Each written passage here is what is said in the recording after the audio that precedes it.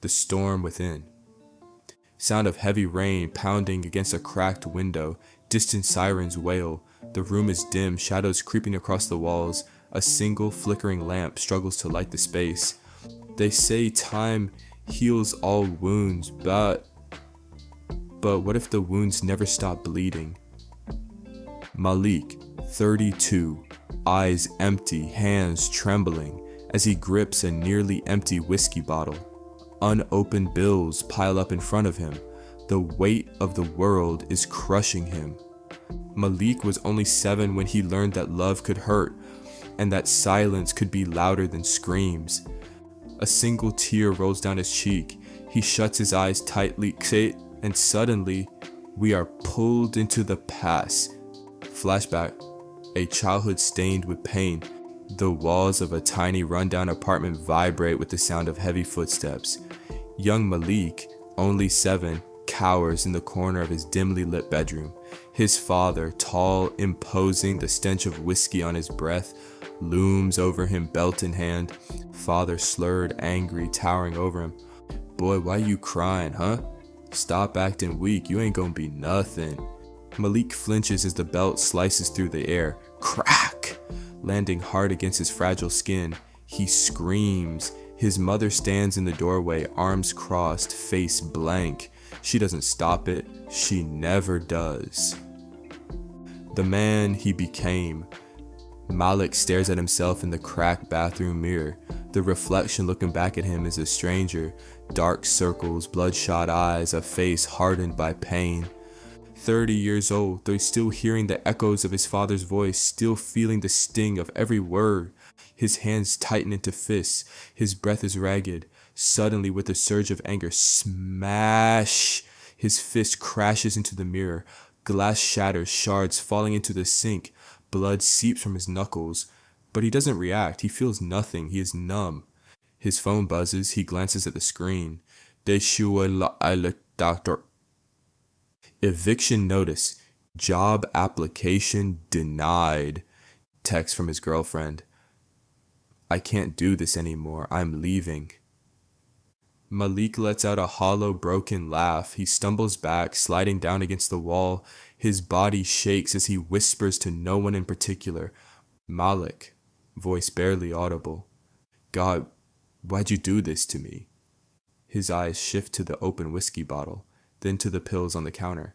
His breathing grows heavier. The walls feel like they're closing in.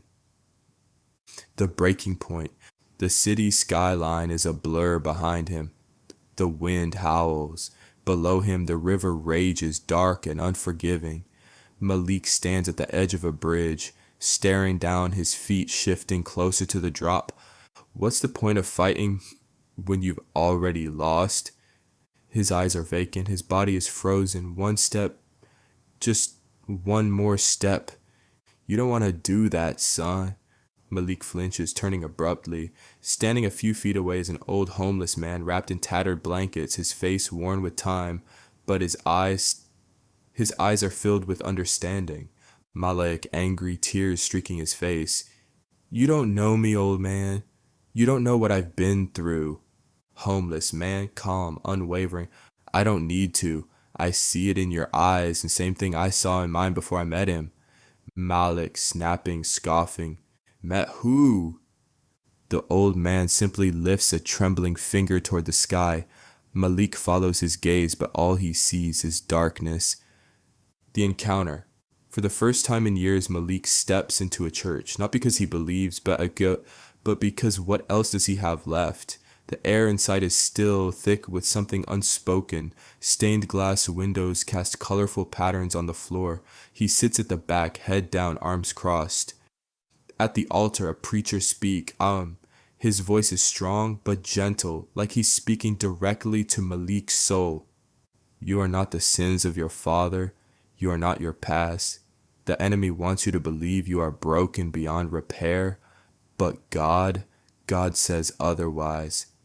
Malik's throat tightens. His fingers dig into his arms. His heart pounds. Then something inside him breaks. He falls to his knees, his body racked with sobs. For the first time he lets himself feel, and for the first time he prays. The transformation? Months later, sunlight streams through the windows of a small but tidy apartment. Malik stands before a mirror, this time whole, like his reflection different. The emptiness in his eyes has been replaced by something new, hope. On his nightstand, a Bible rests beside a job offer. He exhales deeply, pressing a hand to his chest. He's still healing, but he's no longer walking alone. The pain didn't disappear overnight. The memories still lingered, but now he wasn't fighting alone. The lesson. Malik stands in front of a group of young boys at a youth center. Some look tough, some look tired, some look just like he did at their age, scared but trying to hide it. He takes a deep breath, gripping the microphone in his hand. I grew up believing I was nothing, that I was destined to fail. But let me tell you something, broken crayons still color, and God, He makes beauty out of ashes. A hush falls over the room. Some of the boys nod, others wipe at their eyes. They hear him, they see themselves in him, and maybe, just maybe, they believe him. Malik spent years running from his past, but in the end, it led him straight to his purpose. No matter how broken you feel, no matter how dark it gets, there's a light waiting for you, and his name is Jesus.